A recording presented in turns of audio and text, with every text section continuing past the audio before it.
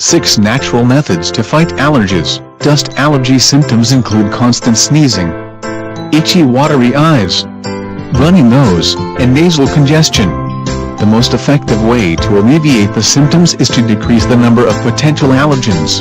First, avoid carpeting and other furnishings that will collect dusts. Secondly, ban indoor smoking to eliminate allergens. Plus, it is good for your health. Thirdly, change air filters regularly, especially if you have pets. You should change it every 30 to 45 days. Fourthly, avoid unwanted chemicals in the air by not using artificial fragrances and aerosol sprays, such as hairspray, air freshener, and spray paint. Fifthly, keep the humidity level at around 30 to 50%. Maintaining a healthy humidity level will limit growth of mold, impair the spread of germs, and reduce dust mites population.